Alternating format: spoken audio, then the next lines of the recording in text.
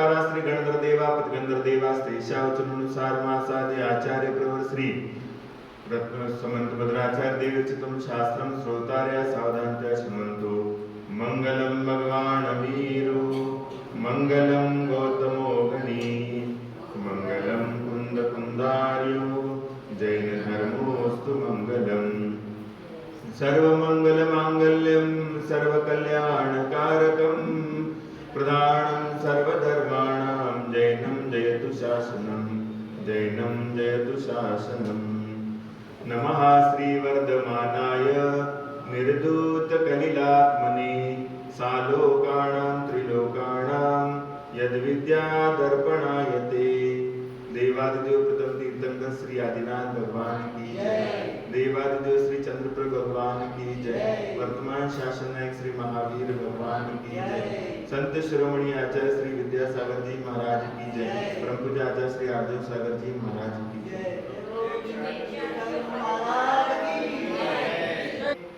वारिसेन महाराज जो है वो प्रसिद्ध हुए। स्थितिकरण माने क्या होता है कि अपनी जगह पर ही स्थित करना है, इसका नाम स्थितिकरण। जैसे आप क्या हो कि आप धर्म के अनुयायी धर्मात्मा व्यक्ति कहलाते हैं, लेकिन आप किसी कारणवश धर्म से चलायमान हो चुके हैं, तो धर्म से चलायमान होने के बाद आपको पुनः उस धर्म के माध्यम से स्थिर करने का नाम जो होता है वो स्थितिकरण अंग के अंतर्गत आता है। तो कहते हैं कि मगध देश के राजगृह नगर में राजा श्रेणिक रहता था। राजगृह नगर में महाराजा श्रेणिक राज्य करते थे और उनकी रानी का नाम चेलना था और उन दोनों के वारिसेन नाम का पुत्र हुआ। वैसे तो अपन श्रेणिक चरित्र पढ़ ही रहे हैं। तो श्रेणिक चरित्र में रानी चेलना के 7 पुत्र हुए, तो उसमें से द्वितीय नंबर का पुत्र वारिसेन हुए। और वारिसेन जिस प्रकार के माता पिता के संस्कार रहते हैं वैसे संतानों के अंतरंग में भी वैसे संस्कार आते हैं। तो माता पिता धर्मात्मा व्यक्ति थे तो संतानें भी धर्मात्मा होंगी, इसमें कोई दो राय नहीं। लेकिन अगर माता पिता धर्मात्मा व्यक्ति नहीं है तो संतान भी बिगड़ने की संभावना रहती है, क्योंकि उनको वैसे संस्कार ही नहीं मिलते। इसलिए जैन कुल में पैदा होने वाला व्यक्ति के अंतरंग में धर्मात्मा और धर्म को प्राप्त करने के संस्कार होते हैं और वो ही सच्चे धर्म को पहचान सकता है। इसलिए उसको ये संस्कारित करने की बातें कही गई। उसी तरीके से रानी चेलना जैन धर्म से आई थी और श्रेणिक महाराज भी यहाँ पर क्षत्रिय जाति से थे, लेकिन बौद्ध धर्म को पालन करने वाले थे। लेकिन रानी चेलना के माध्यम से उनकी श्रद्धा में समर्पण जैन धर्म के प्रति हुआ और वही उनके पुत्रों के ऊपर भी जैन धर्म के बहुत बचपन से संस्कार चालू हो गए। और वारिसेन उत्तम श्रावक था। वो एक बार वो उपवास धारण करके चतुर्दशी की रात्रि में शमशान में कायोत्सर्ग से खड़ा था। और पहले के जो राजा लोग रहते थे या फिर श्रावक लोग रहते थे तो अष्टमी चौदस के दिन क्या करते थे, जंगल में जाकर के साधना करते थे, जंगलों में जाकर के तपस्या करते थे और उपवास धारण करते थे, दिन रात भर जागरण करते थे। अब हिंदू में प्रचलन चलता है कि जागरण करने का प्रचलन है, लेकिन ये प्रचलन जैन धर्म में था। पहले अष्टमी चौदस के दिन कोई भी श्रावक सोता नहीं था, रात भर जागते थे, भगवान का नाम स्मरण करते थे और भगवान को याद करते थे और उपवास करते थे। दिन भर कुछ भी नहीं, खाना पीना नहीं, कुछ नहीं, और दिन रात भर भगवान की पूजा भक्ति में अपना समय व्यतीत करते थे। ये अष्टमी चौदस के दिन होते थे। तो कई श्रावक तो अपने घर में रहते नहीं थे, जंगल में जाकर के साधना करते थे।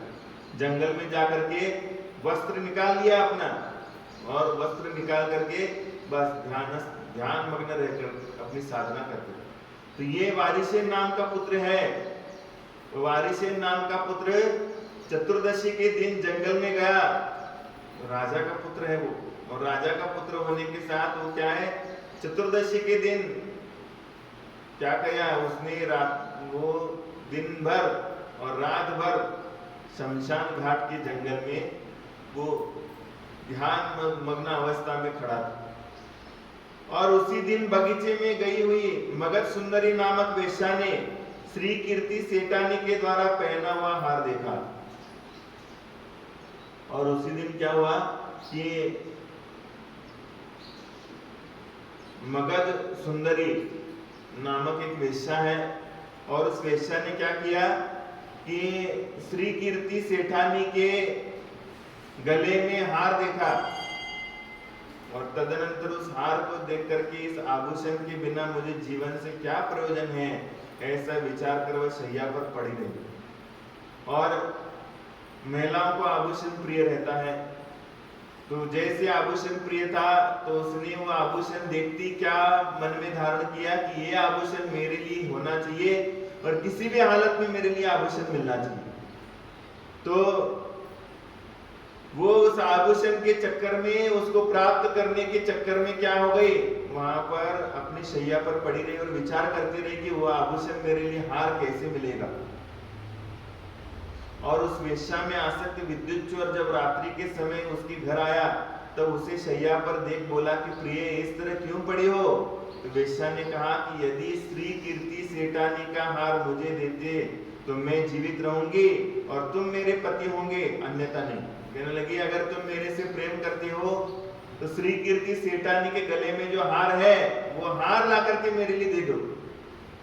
अगर वो हार आप दे दोगे तो मैं समझूंगी कि आप मेरे से प्रेम करते हो, अन्यथा आप मेरे पति होने के योग्य नहीं हो, ऐसा वो वेश्या कहती है।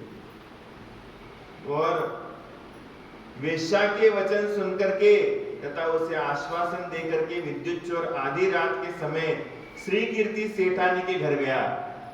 और जैसे ही उसको पता चला कि कहां पर हार है, श्री कीर्ति सेठानी के घर में है, तो श्री कीर्ति सेठानी के घर में वो हार लाने के लिए पहुंच गया। और आधी रात के समय श्री कीर्ति सेठानी के घर गया और अपनी चतुराई से हार चुरा करके बाहर निकल के आया। और चोर जो होते हैं उनके लिए चोरी करना दाएं हाथ का खेल रहता है, उनके लिए चोरी तो उनके खून में नस नस में चोरी करना क्या होता है, सिखाया हुआ रहता है। इसलिए उसने जैसी समझा कि ये चोरी करना है, हार की चोरी करना है, तो वो तुरंत गया रात के समय और सेठानी के घर में जाकर के उसने उस हार को चुरा लिया और हार को चुरा करके चतुराई से बाहर आया। लेकिन हार के प्रकाश से ये चोर है ऐसा जानकर गृह के रक्षकों तथा कोतवालों ने उसे पकड़ना चाहा, और जैसे हार जैसे चुरा के ले रहा था, लेके जा रहा था, वैसे उसकी चमक जो है वो सबके सामने दिख गई।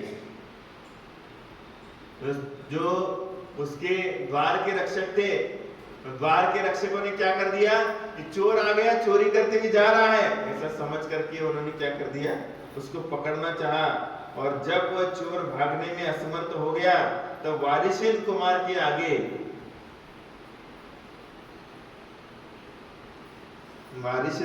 आगे हार को डाल करके छिप करके बैठ गया। और वो चोर के पीछे कोतवाल लग गया, और जैसे कोतवाल लग जाता है तो क्या करता है, वो हार चुरा के भाग रहा था, तो भागते भागते जहां पर वारिसेन कुमार बैठे हैं ध्यान मग्न अवस्था में, उनके सामने हार जाकर के डाल देता है और चोर पीछे जाकर के छिप जाता।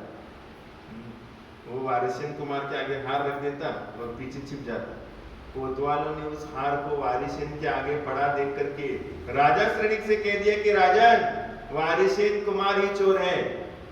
उन्होंने क्या कहा कि आपका जो पुत्र है उसने चोरी करी है कल। और राजा श्रेणिक को जब ये बातें पता चलती हैं कि वारिसेन ने चोरी करी है, तो राजा उस समय अपने रिश्ते को नहीं ध्यान में रखते थे, क्योंकि वो बहुत न्याय नीति से चलने वाले राजा हुआ करते थे। अगर वो अपने परिवार का भी क्यों ना सदस्य हो, अगर वो गलती करता है तो उसको भी वही शिक्षा होती है जो सामान्य पब्लिक को होती है, आम जनता के लिए भी वही शिक्षा होती है, और राज परिवार का कोई व्यक्ति होता है तो उसके लिए भी वही शिक्षा होती है। तो उसने कहा कि अगर वारिसेन कुमार ने चोरी करी है तो उसका अभी के अभी जा करके उसका मस्तक छेद करके मेरे सामने ले आओ। क्या शिक्षा दी थी? कठोर शिक्षा।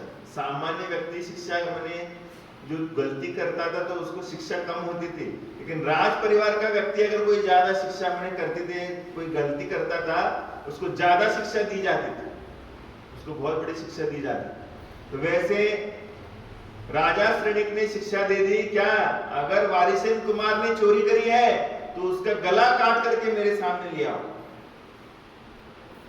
तो चंडाल ने वारिसेन का मस्तक काटने के लिए जो तलवार चलाई, तो क्या है, चंडाल गया वहां पर। अब शिक्षा तो दी थी उसको कि चंडाल के द्वारा उसका गला काटना था और गला काट करके महाराज के सामने लाना था। तो चंडाल गया वारिसेन महाराज के सामने, वारिसेन कुमार के सामने गया और जैसी तलवार चलाने का प्रयास किया तो वो तलवार जो है, वो तलवार फूलों की माला बन करके वारिसेन कुमार के गले में पड़ गई। वारिसेन के गले में पड़ गई, वो तलवार की माला बन गई। और उस अतिशय को सुनकर के राजा श्रेणिक ने जाकर वारिसेन से क्षमा कराया और जैसे तलवार जो है वो माला बन गई, ये सुनकर के उसके पिता को गर्व होता है कि मेरा बेटा गलत काम नहीं कर सकता। हा? तो गलत काम नहीं कर सकता ये जब मालूम हुआ तो वो स्वयं गया और वारिसेन कुमार को जाकर के क्षमा याचना करता है कि मैंने तुम्हारे लिए गलत क्या कर दिया, शिक्षा सुनाई, तुमने तो कुछ भी पाप नहीं किया। तो इसी तरीके से वारिसेन से क्षमा कराई। विद्युत चोर ने अभयदान पाकर के राजा से सब अपना वृत्तांत कहा, और जो चोर बैठा था पीछे छिप करके, वो तो ये सब कुछ चीजें देख रहा था, लेकिन उसने सबसे पहले राजा से कहा कि राजा मैं ये बातें आपको बताऊंगा, लेकिन सबसे पहले अभयदान की घोषणा करो, मेरे को अभयदान दे दो तो मैं ये सारी हकीकत आपके सामने बताऊंगा। तो जब वो विद्युत चोर ने अभयदान प्राप्त किया, राजा ने कहा तुम सही बात बताओ, मैं तुम्हारे लिए कोई शिक्षा नहीं बताऊंगा। तो अभयदान प्राप्त किया तो उसने सही सही बातें बताई कि ये वेश्या के कारण जो है, वेश्या को हार चाहिए था और वो हार चुरा के मैं ले आ रहा था, तो वो सामने से पीछे से कोतवाल आके मेरे लिए पीछा कर रहा था, वो मैं डर के मारे क्या कर दिया, वारिसेन कुमार के सामने हार रख दिया और हार रख करके मैं पीछे से छिप गया। ये सारी हकीकत उसने बता दिया। तो ये सब कुछ पाने के बाद श्रेणिक की छाती और सीना चौड़ा हो गया, कहने लगे मेरा पुत्र कभी गलत काम कर नहीं सकता। इसने तो अपने ध्यान में कोई भी बाधा उपस्थित होने के बावजूद भी ध्यान को नहीं छोड़ा। और इस तरीके से विद्युत चोर को आवेदन दिया और विद्युत चोर ने अपनी पूरी की पूरी कहानी बताई और वारिसेन कुमार को अपने घर में ले जाने के लिए उद्यत हुआ। राजा श्रेणिक ने क्या है, जब ये बातें सुनी तो बातें सुनने के बाद वो वारिसेन को कहते हैं बेटा अब तुम अपने घर चलो, अपने घर में रहो। तो जब वारिसेन कुमार के लिए ऐसा बोलने में आ जाता है, कहने में आता है, परंतु वारिसेन कहता है जिस संपत्ति के लोभ में आकर के मेरे लिए फांसी की सजा भी क्या करना पड़ा, सहन करना पड़ा, तो ऐसे धन के लोभ में जहां पर इस तरीके का कर्मकांड होता है, ऐसे घर में मैं क्यों जाऊं। कहने लगे आप मेरे लिए उस घर में जाने का कोई प्रयोजन नहीं है। अब मेरे लिए घर जो है वो पराया हो गया है, अब मैं निज घर को प्राप्त करने के लिए प्रयास करूंगा। अब तो मैं दूसरे के घर में रहता था, अब मैं स्वयं के घर में रहूंगा। मैं पानी पात्र में भोजन करूंगा, पानी पात्र माने हाथ के अंजुली में भोजन करूंगा, पात्र में भोजन नहीं करूंगा, पानी पात्र में भोजन करूंगा। अब मैं दिगंबर मुनि बनूंगा, माने दीक्षा लूंगा। अब मेरे लिए संसार से कोई प्रयोजन नहीं है, अब ये संसार सर्वथा स्वार्थी है, इस संसार में कुछ भी सार नहीं है, और इसलिए मैं क्या करूंगा, इस संसार के पचड़े में नहीं फंसूंगा। अब मैं मुनि दीक्षा को अंगीकार करूंगा, अब मैं कांतारचर्या को अपनाऊंगा, मैं दीक्षा लेकर के जंगल में रहूंगा। तदनंतर वह सूरसेन गुरु के समीप मुनि हो गए और उन्होंने जाकर के पिताजी से आज्ञा ले ली, और आज्ञा लेने के बाद क्या हो गया, उन्होंने जाकर के दीक्षा ले ली। सबसे पहले तो अभय कुमार ने जाकर के दीक्षा ली थी, और अभय कुमार ने जैसे दीक्षा ले ली उसके बाद यहाँ पर वारिसेन कुमार ने भी दीक्षा ले ली। राजा श्रेणिक के सारे पुत्र जो है ना, सारे पुत्रों ने दीक्षा धारण करी थी। जो जो महापुरुष होते हैं, महापुरुषों के सारे पुत्र पुत्रियां क्या होते हैं, दीक्षित हो जाते हैं। श्री कृष्ण के भी सारे पुत्रों ने दीक्षा ले ली, रामचंद्र जी के भी पुत्रों ने सारी दीक्षा ले ली, रावण के भी जितने पुत्र थे उन सारे पुत्रों ने दीक्षा ले ली। रावण के पुत्र तो मोक्ष चले गए, रामचंद्र जी के भी पुत्र मोक्ष चले गए, और जितने भी श्री कृष्ण के भी पुत्र मोक्ष चले गए, लेकिन श्री कृष्ण यहीं पर पड़े रहे। और लक्ष्मण के भी पुत्र जितने भी महापुरुष होते हैं वो सब मोक्षगामी होते हैं। माने इतने बड़े महापुरुष को पिता के रूप में प्राप्त करना, माने संतानें थोड़ी इतनी गिरी हुई होंगी। 24 तीर्थंकर होते, तीर्थंकरों के भी जो पुत्र होते हैं वो भी उसी भाव से मोक्ष जाते हैं। आदिनाथ भगवान के कितने पुत्र थे?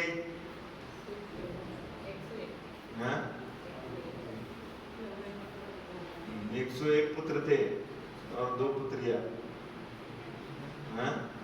101 पुत्र थे और 2 पुत्रियां थी, तो 2 पुत्रियों ने भी दीक्षा ले ली और उनके पूरे के पूरे पुत्रों ने भी दीक्षा ले ली। सारे पुत्र मोक्ष चले गए। एक भी आपको यहाँ पर भटकते हुए नहीं मिलेगा, क्योंकि इतने बड़े पिताजी मिल जाते हैं जिनके तीर्थंकर जिसके पिताजी हैं, उनके पुत्र काय के लिए भटकेंगे यहाँ, वो भी मोक्ष चले जाते हैं। चक्रवर्ती के भी पुत्र होते हैं, चक्रवर्ती के भी पुत्र होते हैं तो वो भी मोक्ष चले जाते हैं। तो ये सारी स्थितियां रहती हैं। वैसे ये श्रेणिक महाराज है, श्रेणिक महाराज के भी पुत्र में क्या कर दिया, सारे पुत्रों ने दीक्षा ली थी। तो उसमें से वारिसेन कुमार ने दीक्षा ले ली और दीक्षा लेकर के जंगल में जाकर के तपस्या करना चालू किया।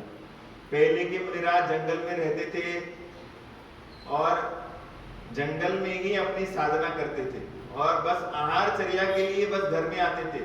लेकिन पंचम काल में इतना शारीरिक सहन नहीं रहा कि जंगल में जाकर के साधना करें, क्योंकि अब ये बारिश का माहौल है, तो बारिश के माहौल में पेड़ के नीचे 4 महीना नहीं रह सकते, इतनी शारीरिक क्षमता नहीं है। तो मुनियों को बताया गया अब तुम नगर में निवास करो, अब तुम्हें बाहर निवास करने की आवश्यकता नहीं है, और जब चौथा काल आएगा तो तुम बाहर निवास करो।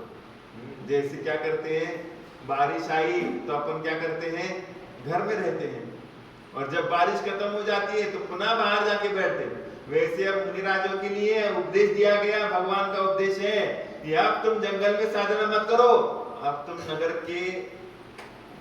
नगर में जो निवास बने होते हैं उस निवास में अपनी साधना करो, और जब चौथा काल आएगा उस समय जाकर के जंगल में जाकर के साधना करो। तो ये चौथे काल की घटना है। तो चौथे काल में जो वारिसेन मुनि हुए, तो वारिसेन मुनिराज क्या करने लगे, जंगल में जाकर के साधना चालू करें, और जंगल में भी पेड़ के नीचे जब वर्षा काल आता था, चौथे काल के मुनिराज वर्षा योग स्थापित करते थे। 4 माह एक ही जगह पर बैठते थे ध्यान लगा कर, वो उठते नहीं थे, ना आहार चर्या करते थे, ना निहार करते थे, ना किसी से बात करते थे, बस 4 महीना बस आंखें बंद करके बैठ गए। और जब वर्षा काल पूरा हो जाता था फिर ध्यान छोड़ करके फिर विहार करते थे, तब तक तो वो एक ही जगह पर बैठते थे। ऐसी साधना पहले के मुनिराजों की होती थी। तो एक समय वह मुनि राजगृह के समीपवर्ती पलाशकोट ग्राम में चर्या के लिए प्रविष्ट हुए, और ये वारिसेन मुनिराज जो है, वो वारिसेन मुनिराज राजगृह नगर के जो समीपवर्ती पलाशकोट नाम का ग्राम है उसमें क्या कर गए, मुनिराज आहार चर्या के लिए गए, और वहां राजा श्रेणिक के अन्नीभूति नाम मंत्री के पुत्र पुष्पडाल ने उन्हें पड़गान किया। और श्रेणिक का जो मंत्री था, उस मंत्री के पुत्र पुष्पडाल था, मंत्री का पुत्र पुष्पडाल था, उसने वारिसेन कुमार का पड़गान किया और पड़गान करके अपने घर में ले गया। और चर्या कराने के बाद वह अपनी सौमिल्ला नामक स्त्री से पूछकर स्वामी का पुत्र तथा बाल्यकाल का मित्र होने के कारण कुछ दूर तक भेजने के लिए वारिसेन मुनिराज के साथ चले गए। और वारिसेन तो राजा का पुत्र था ही, श्रेणिक का पुत्र था, और ये श्रेणिक के मंत्री का पुत्र था पुष्पडाल।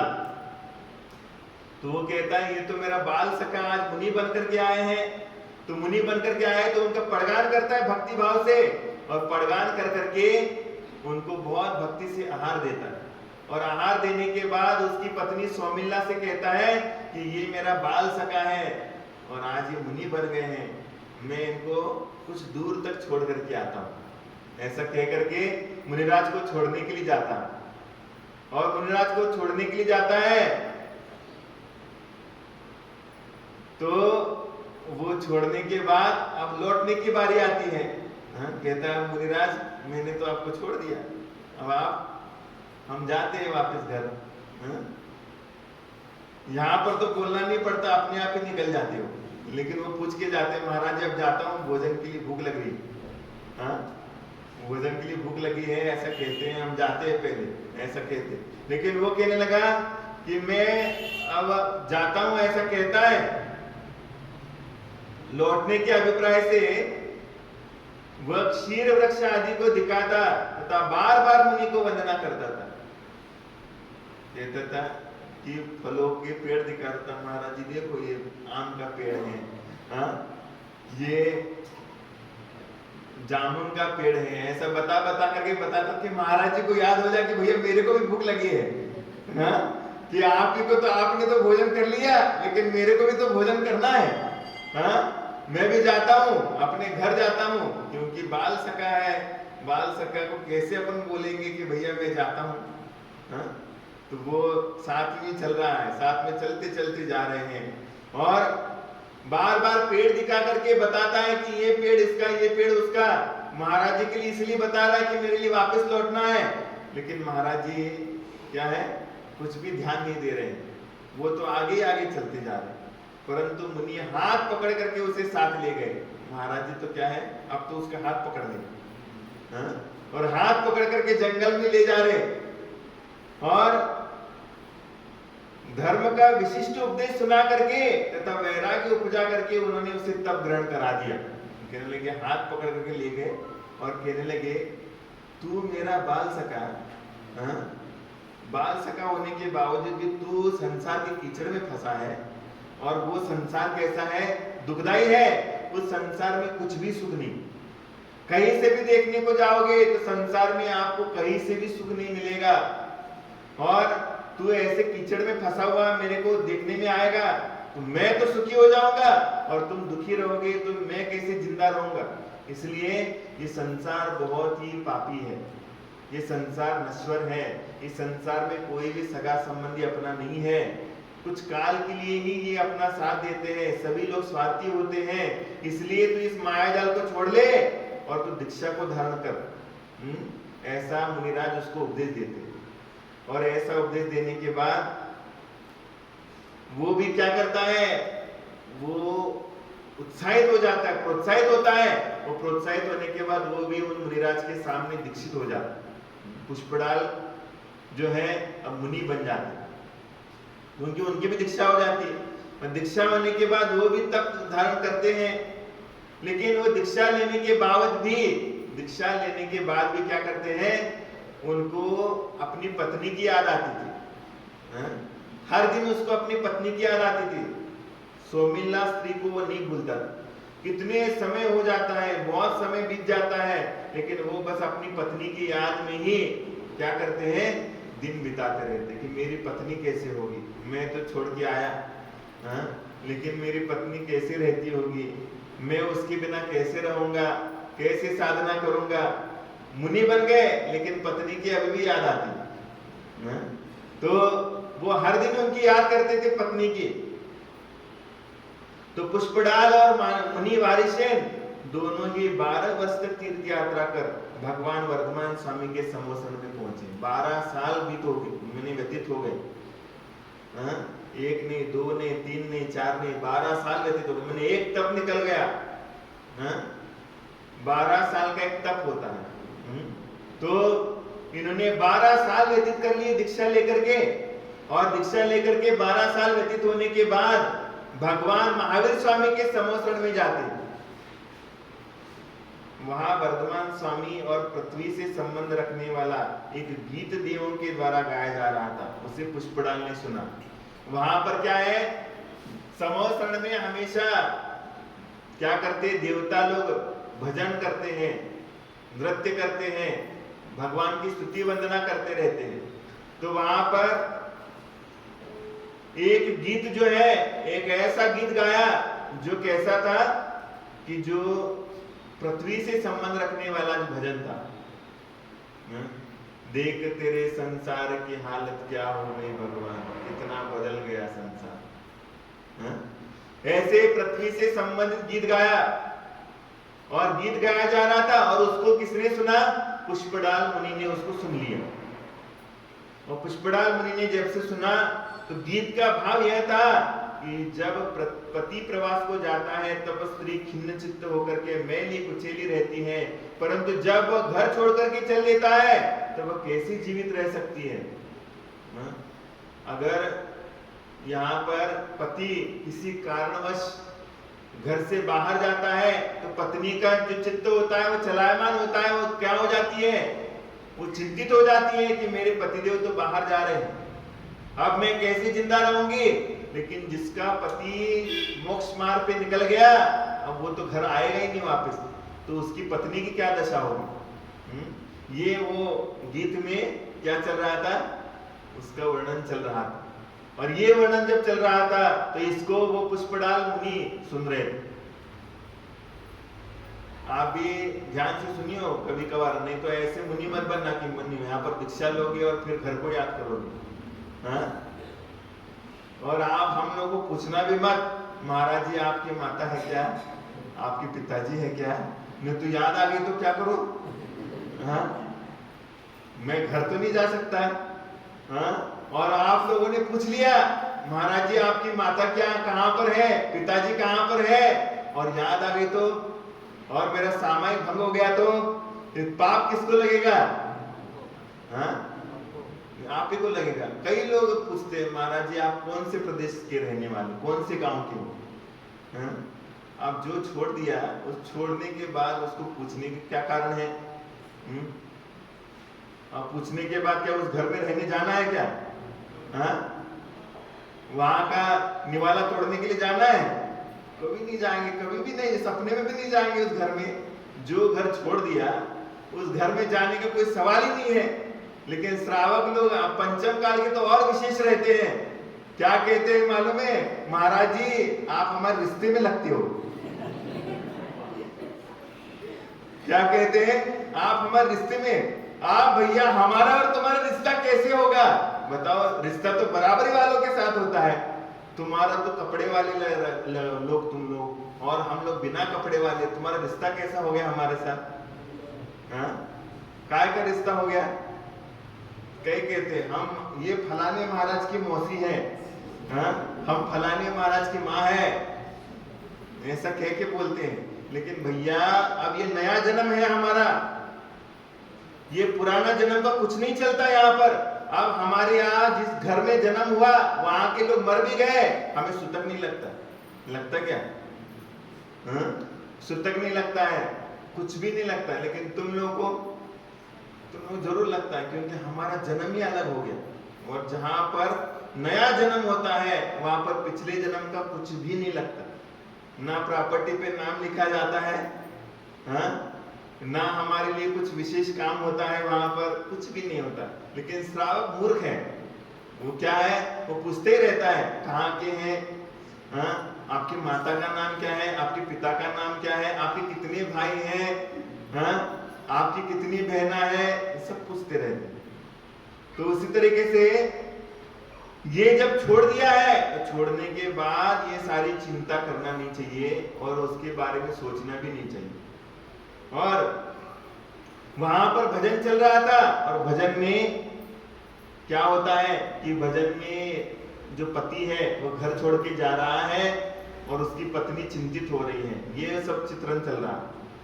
तो मैली कुचली होकर के वो घर छोड़ देता है तो कैसे जीवित रह सकती है। पुष्पडाल ने यह गीत अपनी तथा सौमिला के संबंध में लगा लिया और इसलिए वो उत्कंठित होकर के चलने लगा और ये गीत सुन करके वो अपने ही ख्यालों में खो गया। अब उसको अपनी पत्नी और अपने बारे में ही चिंता होने लगी। मैं तो घर छोड़ के आया लेकिन मेरी पत्नी कैसे रहती होंगी। इसलिए पहले दीक्षा लेने के बाद पत्नियां घर में नहीं रहती थी, वो भी पत्नी भी दीक्षित हो जाती। एक के साथ दो फ्री, घर में नहीं रहते थे वो। लेकिन आजकल ये घर ही नहीं, सबसे ज्यादा कठिन है। पुरुष फिर भी घर छोड़ देगा लेकिन महिला घर नहीं छोड़ती। घर बिल्कुल नहीं छोड़ती है। और इसीलिए हम देख रहे हैं आर्यिकाओं के व्रत लेने वाली भी लड़कियां हैं और मुनि दीक्षा लेने वाले भी लड़के हैं। गृहस्थ लोग घर ही नहीं छोड़ते। क्या है, फेविकॉल का मजबूत जोड़ है। सभी जो भी देख रहे हो आज जितना भी संघ चल रहा है, इस संघों में बूढ़े साधु कितने हैं, और बचपन में जिन्होंने घर छोड़ा है कितने साधु है, देखने को मिलता है आपको। सभी जवान यंग अवस्था में निकलने वाले साधु, जो भी साधु बने हैं वो सारे जवानी में निकल गए, बुढ़ापे में निकलने वाले कोई है ही नहीं। और बुढ़ापे में साधु निकल गया उसकी प्रभावना है ही नहीं। जो बुढ़ापे में जिसने दीक्षा ली है उसका नाम तुमको याद है क्या, कोई जानते हो क्या? उसकी प्रभावना है क्या? नहीं दिखने में आती। इसलिए बचपन से जो निकलता है उसी का नाम चारों तरफ फैल जाता और यही साधु देखने को मिलते। लेकिन पहले जो होते, पहले तो बूढ़े लोग दीक्षा लेते थे, जवान लोग नहीं लेते थे दीक्षा। तो इन्होंने क्या कर लिया, इन्होंने ये जब गीत अपने जीवन से लगा लिया कि मैं तो घर छोड़ के आया, मेरी पत्नी का कैसा, और उत्कंठित होकर के चलने लगा। वारिशेन मुनि यह जान करके उसका स्थितिकरण करने के लिए उसे अपने नगर में ले गए। और वारिशेन कुमार तो गुरु थे और सखा भी थे। उन्होंने समझ लिया कि मेरा जो चेला है वो चेला क्या हो रहा है, अब डगमगा गया है। वो मार्ग में दीक्षा तो ले लिया लेकिन दीक्षा लेने के बाद भी अभी भी उसको घर के प्रति जो लगाव है वो लगाव नहीं छूट रहा और लगाव के बारे में सोच ही रहा है। इसलिए उन्होंने क्या किया, अब इसका स्थितिकरण करना चाहिए। जो भी मोक्ष मार्ग में चलते हैं, धर्मात्मा व्यक्ति अगर धर्म से चलायमान होता है तो उसको स्थितिकरण करने का काम धर्मात्मा व्यक्ति का होता है। अगर आपको धर्म करते समय कोई बाधा होती है तो बाधा होने के बाद बाकी के लोग आपको धर्म में स्थिर करेंगे। जैसे आपकी मृत्यु हो रही है तो मृत्यु होने के बाद आप लोग उस मरने के शैया पर बैठे हुए आदमी को क्या बोलोगे? आप क्या बोलोगे? भैया तुम तो चले जाओगे, अब हमारा कैसे होगा? अभी इतनी बड़ी प्रॉपर्टी कौन देखेगा? आपके बिना हमारा कैसे होगा? ऐसा बोलोगे उसको? क्या बोलोगे? क्या बोलोगे? बोलो।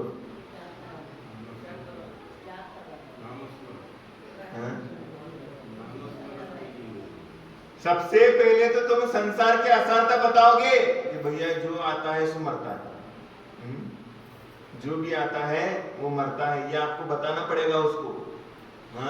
तब स्थितिकरण होगा उसका। और स्थितिकरण होने के बाद इस संसार में शरण कौन है, किसके शरण में जाना चाहिए? भगवान की ही शरण में जाना चाहिए। ये भगवान का ही चरण तुम्हारे लिए शरण है, अन्य किसी भी व्यक्ति का चरण तुम्हारे लिए शरण नहीं है। ये बातें आपको उसको बतानी पड़ेंगी और उसको क्या करना चाहिए, धर्म ध्यान में स्थिर करना पड़ेगा, तब जाकर के आप धर्मात्मा कहलाओगे।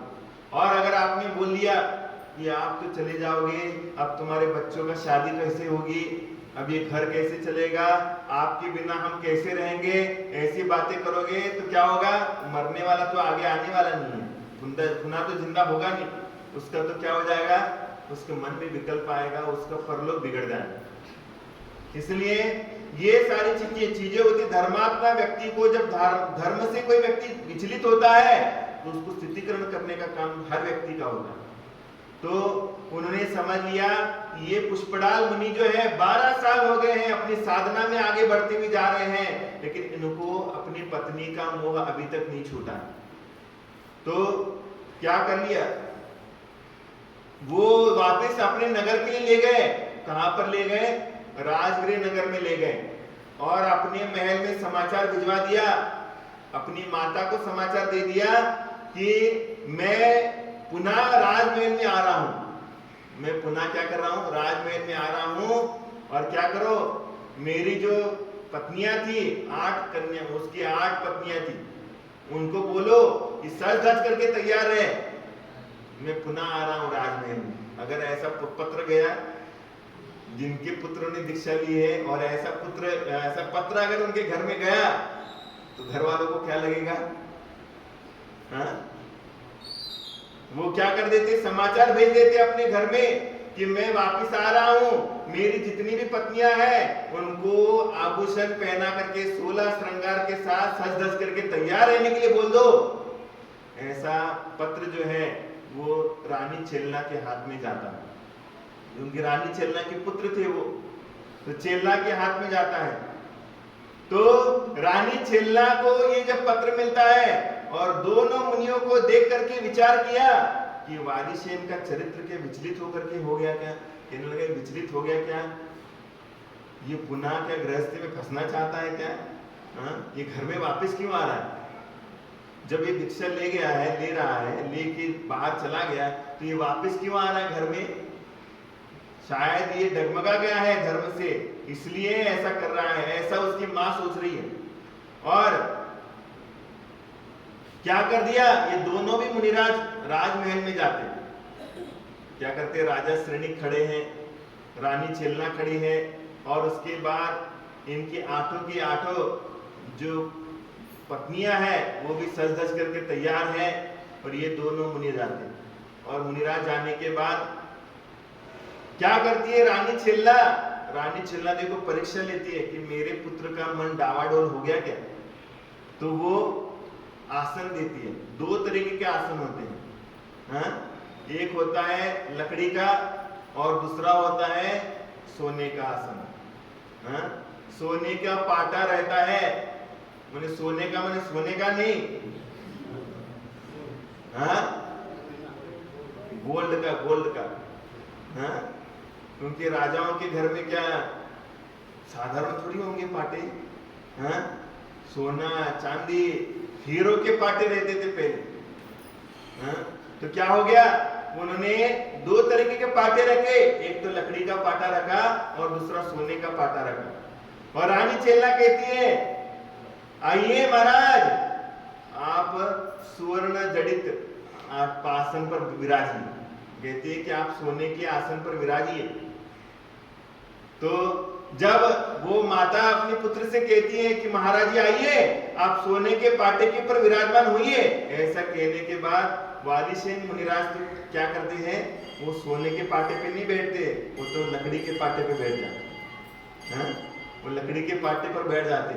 तो माता को समझ में आता है, हाँ नहीं, मेरा बेटा कहीं बिगड़ा नहीं है, अभी भी उसके मन में वैराग्य है, अभी भी उसके मन में वैराग्य है। तो ऐसा क्या है कि आसन की दे दिए, एक सराग और दूसरा वितराग। वालीसेन ने वितराग आसन पर बैठ करके क्या कर दिया, वहां पर बैठा दिया, और अपने शिष्य को क्या कर दिया, सोने के आसन पर बिठा दिया। उनका चेला था पुष्पडाल, उस पुष्पडाल को क्या कर दिया, सोने के आसन पर बिठा दिया, और अपन स्वयं लकड़ी के आसन पर बैठ गए। और कहने लगे कि हमारा अंतपुर बुलाया जाए। कहने लगे कि जो हमारी पत्नियां थी पहले की, उनको बुलाया जाए सामने। तदनंतर वालीसेन ने पुष्पडाल से कहा कि ये स्त्रियां और मेरा युवराज पद तुम ग्रहण करो। कहने लगे कि मैं इस राज्य का युवराज था और ये पत्नियां हैं वो मेरी थी पहले, लेकिन अब क्या है, तुम यहाँ पर सोने के पाटे पर बैठे हो, तुम युवराज के पद पे आसीन हो जाओ, और ये सारी जो पत्नियां हैं ये तुम्हारी है आज से, ऐसा कह दिया। और ये सब तुम ग्रहण करो, और जब ऐसा कहते हैं वारिशे मुनिराज, तो पुष्पडाल को क्या हो जाता है, एक धक्का लग जाता है। फिर लगा इतना बड़ा राज्य, इतना बड़ा राज्य और इतना बड़ा युवराज का पद जिन्होंने छोड़ दिया, और मैं तो एक पत्नी के चक्कर में फंसा हूं। यहाँ तो 8 पत्नी है, ये 8 पत्नियों को छोड़ दिया इसने, और इतने बड़े साम्राज्य को छोड़ दिया, और मैं एक पत्नी के मोह में फंसा हूं।